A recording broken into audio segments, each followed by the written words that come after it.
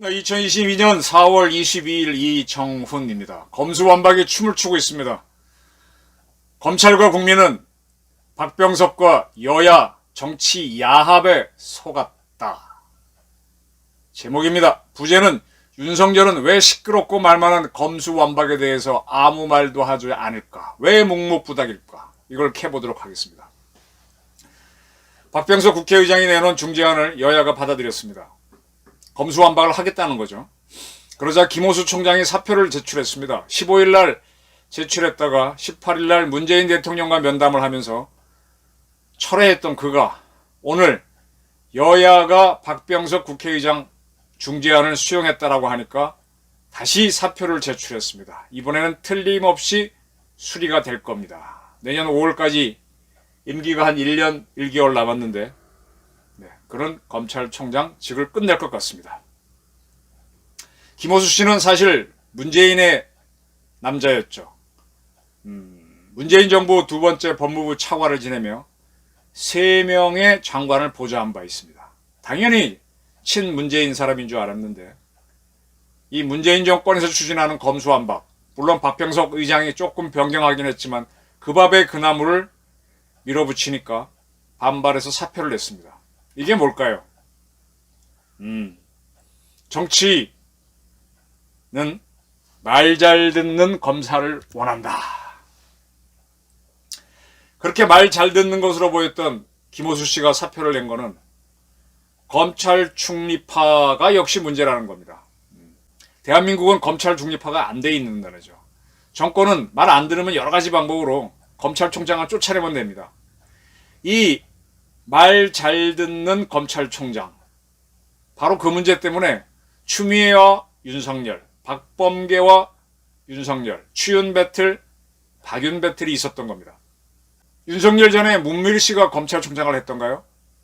그도 소극적으로 문재인 여권이 추진한 검찰개혁에 반발하면서 했지만 그도 김호수만큼이나 크게 저항하지 못했던 사람입니다. 김호수 씨는 처음에 윤핵관인 권성동 의원이 거취를 결정하라 하고 라디오에서 방송하니까 법과 원칙에 따라 본연의 임무를 충실하게 수행하겠음, 딱 22자의 입장문을 발표해서 친여 인사로부터 화환을 받았는데 이제는 그 화환을 걷어차는 행동을 했습니다. 그가 그렇게 하자 거의 동시에 누가 봐도 천하의 문재인 사람 이성윤 서울고검장, 경희대학교 후배이면서 어떻게 그렇게 문재인을 위해서 열심히 일할까 싶었던 이성윤 고검장 또 사표를 냈습니다. 그를 포함해서 6명의 대전, 대구, 부산, 광주, 수원, 서울까지 6명의 고검장이 사표를 내고 대검 차장검사도 사표를 냈습니다. 이 고검장들은 검수완박 법안이 국회에 통과될 경우 총장을 비롯해 고검장들도 순차적으로 사표를 써야 한다 서로 합의했었는데 이번에 박병석 중재안이 검수완박을 추진하자는 거잖아요. 그렇게 됐기 때문에 항의성 사표를 냈다라 그랬고요. 지난 4월 5일 날 이미 사표를 냈던 조남관 법무연수원 원장, 대검 차장을 지낸 분이죠. 그분의 퇴임식이 오늘 22일 있었습니다. 당연히 검수완박 비판을 했습니다. 결국 우리나라는 부패공화국이 되고 그 피해는 오로지 국민에게 돌아갈 것이다. 그리고 이런 이야기를 했습니다. 70년 사법체계를 뒤흔드는 매우 중대하고 급박한 위기가 초래되는 상황에서 먼저 떠나게 돼 대단히 죄송하다. 한 나라의 정의와 인권을 최고 가치로 하는 사법체계 근간을 변경하는 입법이 이념적 과잉과 권력적 탐욕 속에서 분노와 졸속으로 처리되면 정의가 뒤틀리고 국민의 기본권이 형해화된다라고 그랬습니다. 여기서 한번 정리 좀 해드리겠습니다. 우리나라에서 가장 기본법은 헌법이죠. 헌법이죠. 근데 사실은 헌법이라고 이름 지어야 했는지는 저는 좀 의심스럽습니다. 일본 사람들이 영어의 constitution을 헌법이라고 번역했습니다. 원래 우리나라 한자에서 법이라고 하는 거는 국가가 통치를 할 때 쓰는 걸 법이라고 그러지 않았어요. 동양의 정치 문화를 보게 되면 율, 영, 예, 율과 영이라 그랬죠. 그래서 뭐 명나라 법률을 따라간다 그래서 대명률이 중요하다 그랬고, 임금이 내리는 게 곧 법이라고 하면서 그걸 영이라, 칙령, 뭐 왕령, 뭐 이렇게 얘기했었죠. 그래서 동양에서는 율령 체제입니다. 법률 체제가 아니고. 그런데 이제 서양에서 이제 근대화 이후 공화국이 만들어지면서 이 국가를 처음 만들 때는 이렇게 해야 된다 하는 그런 기본권을 만드는데 그게 컨스티튜션입니다. 그리고 거기에 따라 이제 하나의 근대적 법을 만들었는데 그걸 로를 만들었는데 일본인들이 컨스티튜션은 헌법, 그 다음 거는 법으로 번역했죠. 과거 근대화 이전에 우리가 법이 어디에 쓰였나 보게 되면 불교 용어에서 법을 받아라, 뭐 이렇게 가르침, 뭐 이런 걸로 주로 쓰였지, 우리 같은 법률 용어로는 덜 쓰였습니다. 율령이 쓰였었죠.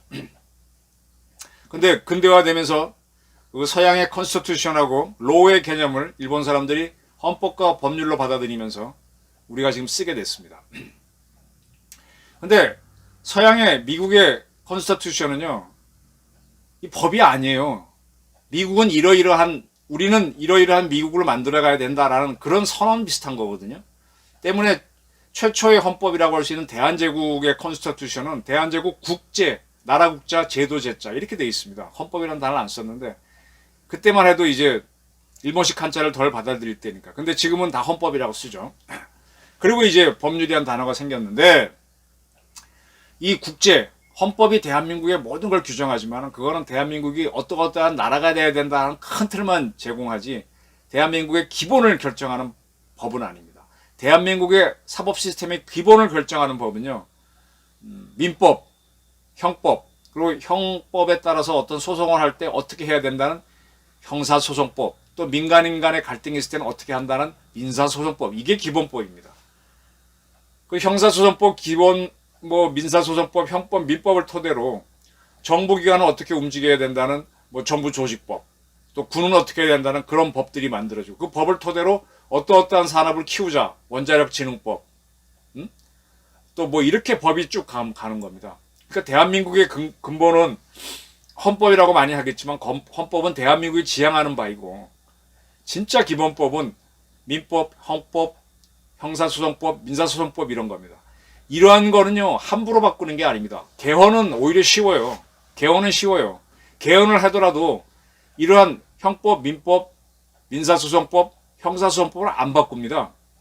근데 이거를 후다닥 바꾸고 있는 게 문재인 정권에 있는, 제가 놈이란 말을 못 쓰겠고 자들입니다. 유럽에서는 이미 국민혁명에 의해서 민주화를 이룬 나라, 근대화를 이룬 나라에서는 이런 걸 함부로 안 바꿉니다. 왜?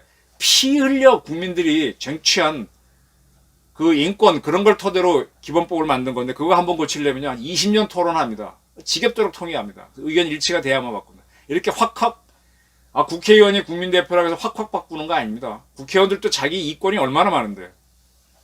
이렇게 확확 바꾸는 나라는 독재입니다. 이렇게 확확 바꾸는 자들은 제대로 된 국가에서는 독재자로 보고 제거해버립니다.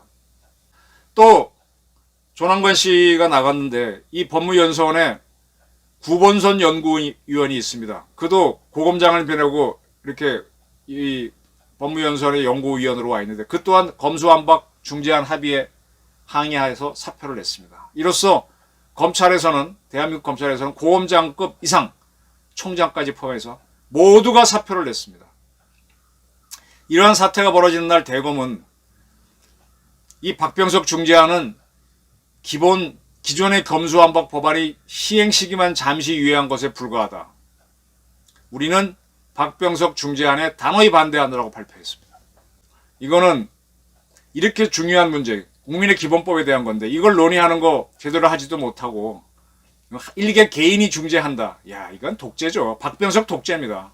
말은 그렇게 표현했지만 단호히 거부한다 그랬습니다. 당연히 검사들도, 이 젊은 검사들, 부장급 이하의 검사들은 아직은 실무자들이니까 좀 순수하게 보죠. 한 지청장은 박 의장의 중재안이나 민주당의 검수완박 법안이나 뭐가 다르냐. 이거는 검찰의 직접 수사. 본질적인 얘기했습니다. 직권남용, 공직자의 선거법 위반 등에 대한 검찰이 직접 수사를 원청 봉쇄하는 것. 바로 이겁니다. 여야를 막론하고 정치인들이 누구를 제일 두려워합니까? 저는 단연컨대 검찰을 제일 두려워한다고 보고, 두 번째, 저 같은 기자들을 두려워합니다. 왜? 이 검사는요, 이렇게 설명하면 되겠네요.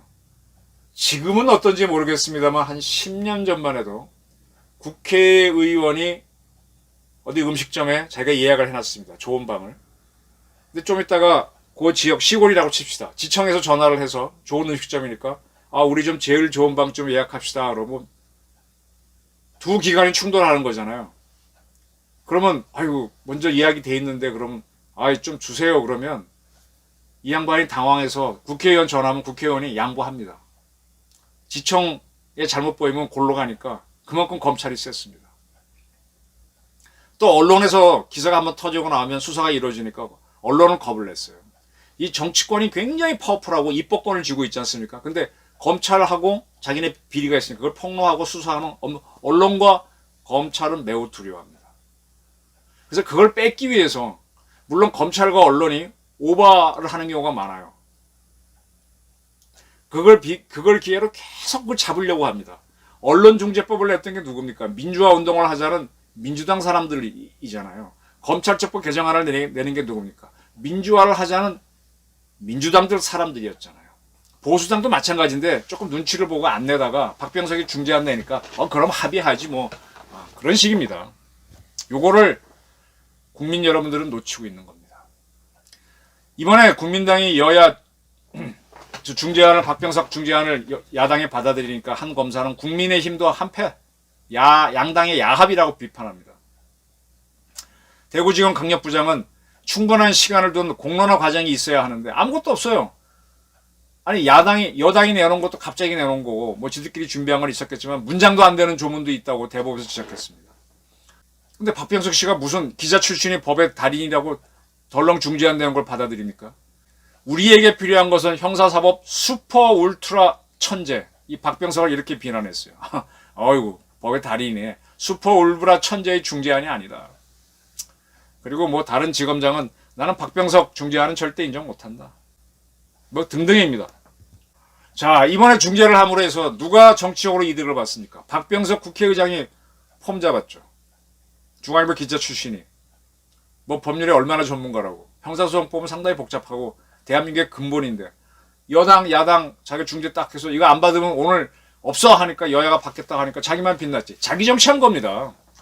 그러니까 지금 형사소송법이 어떻게 바뀌고 검찰청법이 바뀐다 그래서 국민 여러분들은 뭐 크게 없을 거예요. 근데 앞으로 이걸 토대로 부정부패한 정치인에 대한 수사가 줄어든다면 피해는 국민한테 가는 게 맞습니다. 저는 이렇게 봅니다. 이 민주화를 주장해온 이 민주인사들이 문제입니다. 이자들이 대한민국은 사실 깨끗해져오는 과정이 처음 우리나라가 건국될 때 지주를 중심으로 한 한민당 세력이 정치를 하려고 합니다.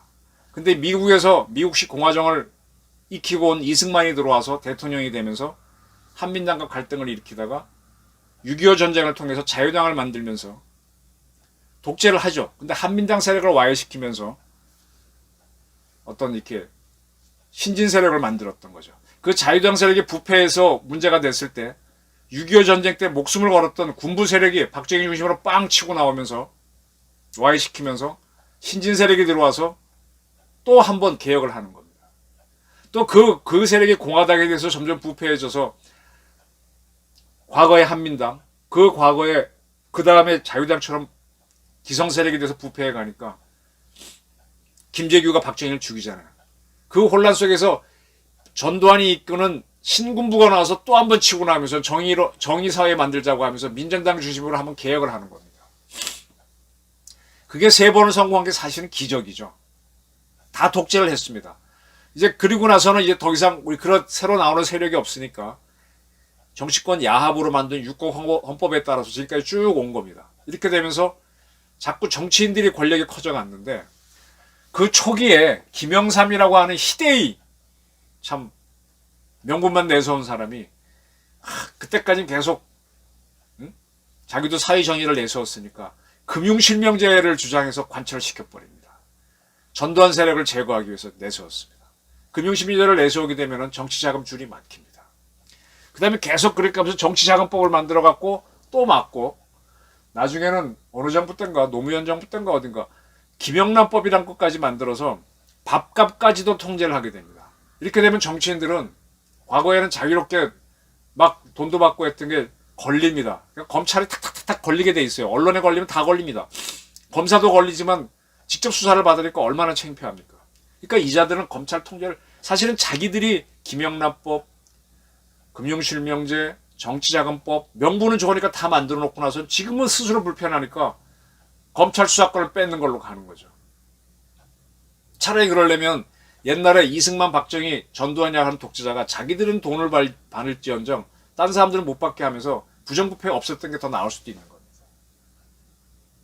근데 이 민주주의를 주장했던 자들은 그 자들이 독재했다고 막 공격하고는 자기들이 지금 와서 그런 법들을 쭉 선배들이 만들었죠. 지금 불편하니까 검찰 수사권을 뺏는 거라고요. 이게 본질입니다. 자, 뭐 그러니까 지금 박병석 국회의장 한국형 FBI를 만들고 뭔 소리인지 모르겠어요. FBI가 뭔지는 압니까? 우리 연방국가도 아니고. 그러면 대한민국 경찰청은 뭐고 국가수사본부는 뭐야? 계속 대한민국을 깨끗하게 하기 위해서 만든 기관이 검찰, 경찰, 국정원도 지금 국내활동 중지시켰으니까 그거 못하죠. 감사원도 지금 시비가 많고 계속 그 기능들을 죽여갑니다. 그렇게 하면 누가 다시 득세하느냐? 부정부패의 원상인 정치권만 언론도 자꾸 죽이고 그겁니다. 박병석, 원성동, 이번에 윤호중 다 그자가 그자입니다. 자, 이렇게 시끄럽게 법안이 중자가 되고 있는데 특이하게 다음 대통령인 윤석열 씨가 이런 방구가 없습니다. 왜 그렇다고 보십니까? 지금부터는 제가 소설을 쓰겠습니다. 자, 검찰 수사권을 뺏었습니다. 그럼 경찰한테 가든지 한국형 FBI한테 가겠죠. 그러면 대통령 입장에서는 자기가 잘 통치만 하면 경찰이나 국수본이나 한국형 FBI 동행하고 현행법들이 살아있는 한, 김연아법들이 살아있는 한 정치권 적폐 수사 못할 것 같아요. 대장동 개지 수사 못할 것 같아요. 법카비리 못할 것 같아요. 옷 어떤 돈으로 사 입었는지, 문재인 씨가 어떤 돈으로 사저를 누구한테 판 조사 못할 것 같아요. 합니다. 윤석열이라는 사람은 기본적으로 반골이라고 제가 말씀드렸죠. 지금까지 행동이. 그래서 박근혜를 쳤던 거고 지금 와서는 할 말이 없다 그러긴 했지만, 그리고 박범계와 싸우고 추미애와 싸웠던 겁니다. 천상 저 사람 검사예요. 경찰을 동원할지 검찰을 동원할지 그때그때 하면 되는 거죠. 하다 안 되면 언론에 정보를 줘서 터트리게 할 수도 있고, 옛날에 홍준표 검사가 젊은 검사 시절에 그 짓 다 했죠. 그 처음에 이게 터져나오면 현재의 여당인 민주당 비리가 많이 나올 겁니다. 문재인, 이재명부터, 그러니까 문재명 비리부터 쫙 돼서 이해찬 비리 수없이 나오겠죠. 정치권이 숙정이 될 겁니다. 그 다음엔 누가 걸리겠습니까? 정도의 차이는 있지만 국힘당 의원들도 분명히 걸려야 됩니다. 그쯤 되게 되면 여야가 막론하고 윤석열한테 공격적으로 나갈 거예요. 아마 내년쯤엔 그런 일이 벌어질 수도 있습니다. 윤석열 당선인이 지금 조용한데 사람 속은 알 수가 없지만, 저 사람이 장제원이하고 권성동이라는 사람을 측근으로 썼다고 해서 완전히 믿을까요? 아마 저는 타고난 검사일 거라고 봅니다. 자, 대한민국이 지금까지 오면서 특히 민주주의 운동을 했다고 하는 386들이 부패가 자심하죠. 그 자들을 한번 정리할 필요가 있어요. 그러니까 이 자들이 그게 겁이 나가지고 검수완박을 추진했습니다. 자, 지금 한국이 필요한 거는 이제 새로운 걸 한번 만들어 봐야 돼요. 부정부패. 그러면 새로운 음식을 만들어 보려면 지금까지 만들었던 만들었던 도마는 한번 씻어봐야죠. 이 부침개 했으면 부침개, 뒤집개도 한번 씻고 숟가락도 씻어갖고 한번 해야 될 거 아닙니까? 싱크대도 한번 씻고 씻는 작업을 한번 해야 됩니다. 윤석열 씨가 검찰총장 출신이 대통령이 되면 진짜 말이 안 되죠. 젊은 검사 시절에 나와서 변호인 하다가 됐으면 모를까. 말이 안 되는 일이 벌어졌는데 이게 시대적 소명이 한번 씻으라는 거라고 저는 봅니다. 이 윤석열이라는 사람이 검찰총장을 처음에는 자기 정권을 위해 씻는 줄 알고 시켰는데 결국 추미애 박근혜랑 태역 싸우다가 나왔지 않습니까? 이건 저는 이 싸움을 할 거라고 봅니다. 그래서 윤석열은 지금 조용하다. 가만히 보고 있을 거라고 봅니다. 그리고 지금 여야가 뭐 중재안을 받아들였지만 또 가다 보면 이 정치인들도 바보가 아니니까 국민 여론 저처럼 이렇게 이건 잘못됐다고 하는 언론들이 많아지면 또 싹 변해가지고 또 국힘당에서는 뭐 또 여러 가지 방법을 시비를 걸면서 시간을 끌 겁니다. 이거대로 못 갑니다. 박병석 펌 잡았지만 꽃은 못 피울 겁니다. 왜 검찰 개혁을 해서 자기들의 부정부패를 덮으려고 하는지, 왜 언론을 자꾸 죽이려고 하는지. 언론의 문제, 검찰의 문제는 다른 걸로 잡아야지. 그렇다고 해서 이걸 잡아? 쥐 잡으려고 쌀떡을게? 빈대 잡으려고 초거삼간 태워? 네. 우리 국민이 그렇게 어리석지는 않을 거고요. 윤석열 씨도 계속 선거 때 국민이 부른 윤석열, 국민을 믿고 가는 윤석열을 얘기했거든요. 아직은 저분이 학생 때 공부한 그 법의 기본에 좀 충실한 것 같아요. 그렇다고 한다면 윤석열의 묵묵부답은 검수완박에 대해서 아마 집권 이후 적폐청산을 다른 방법으로 하는 걸로 나올 수가 있다. 저는 그렇게 봅니다. 저희 예측이 어떻게 될지 한 조금 시간은 남아 있습니다만 한번 지켜보시기 바랍니다. 정치야 속지 마십시오. 결국은 검찰과 경찰, 언론이 죽으면 이걸 자꾸 죽이려고 하는 세력이 민주화 운동 세력이었다는 거. 근데 그 자들이 자기 명분은 지키고 부패는 감추기 위해서 떠든다는 거. 정도의 차이는 있지만 박병석과 국힘당도 따라가고 있다는 거. 그리고 그걸 한번 청소해야 될 책무가 검찰총장은 철저히 중립이어야 되는데 그런 사람이 대통령이 됐다는 한국의 이 선택이 그걸 요구하고 있다는 걸 한번 그런 관점에서 보시면서 차후 전국 진행을 한번 보시기 바랍니다. 저희 의견이었습니다. 감사합니다.